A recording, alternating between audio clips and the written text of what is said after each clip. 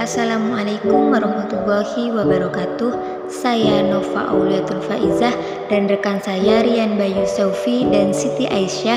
Kami dari kelompok 4 akan mempresentasikan tentang teori permintaan Islami. Permintaan menurut ekonomi Islam. Menurut Ibnu Taimiyah, permintaan suatu barang adalah hasrat terhadap sesuatu yang digambarkan dengan istilah rogbah fil al-syai. Diartikan juga sebagai jumlah barang yang diminta. Islam tidak menganjurkan permintaan terhadap suatu barang dengan tujuan kemegahan, kemewahan, kemubaziran. Bahkan Islam memerintahkan bagi yang sudah mencapai nisab untuk menyisihkan dari anggarannya untuk membayar zakat, infak, dan sedekah.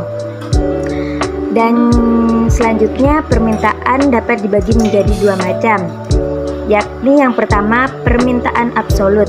Permintaan absolut adalah seluruh permintaan terhadap barang dan jasa, baik yang bertenaga beli atau berkemampuan membeli maupun yang tidak bertenaga beli. Dan yang kedua permintaan efektif. Permintaan efektif adalah permintaan terhadap barang dan jasa yang disertai kemampuan membeli. Faktor yang mempengaruhi permintaan suatu barang. Ibnu Taimiyah dalam kitab Majmu' menjelaskan bahwa hal-hal yang mempengaruhi terhadap permintaan suatu barang antara lain: 1. Keinginan atau selera masyarakat terhadap berbagai jenis barang yang berbeda dan selalu berubah-ubah. 2. Jumlah para peminat terhadap suatu barang. 3. Kualitas pembelian. 4. Lemah atau kuatnya kebutuhan terhadap suatu barang. 5. Cara pembayaran dilakukan tunai atau angsuran. 6. Besarnya biaya transaksi.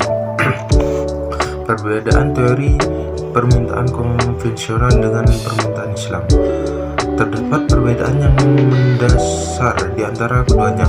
Di antaranya perbedaan utama antara kedua teori tersebut tentu adalah mengenai sumber hukum dan adanya batas syariah dalam teori permintaan Islam. Permintaan Islam berprinsip pada entitas utama, yaitu Islam sebagai pedoman hidup yang langsung dibimbing oleh Allah Subhanahu wa taala.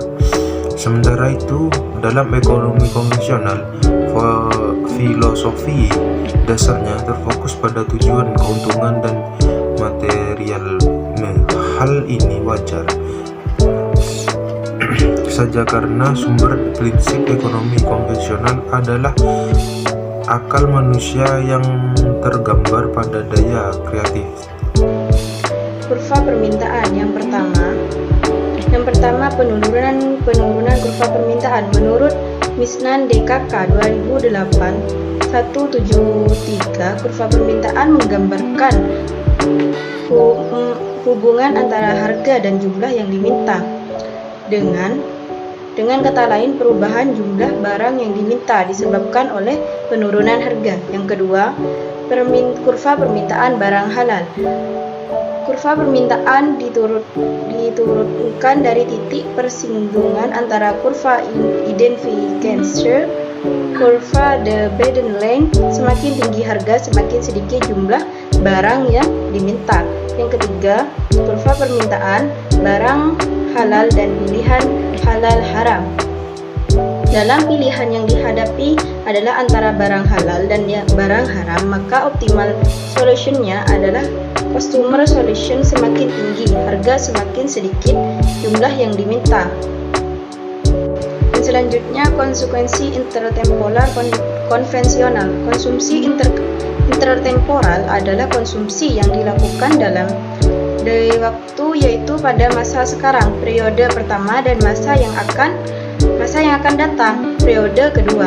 Konsumsi intertemporal dalam Islam menunjuk pada Munzer Kaf yang mengembangkan pemikiran ini dengan asumsi bahwa Islam adalah agama yang dilaksanakan masyarakat, kewajiban berzakat, tidak ada riba dalam perekonomian, adanya murabahah dan pelaku ekonomi dan dan para pelaku ekonomi harus bersikap rasional dan bisa memaksimalkan keselamatan. Sekian presentasi dari kelompok kami. Wassalamualaikum warahmatullahi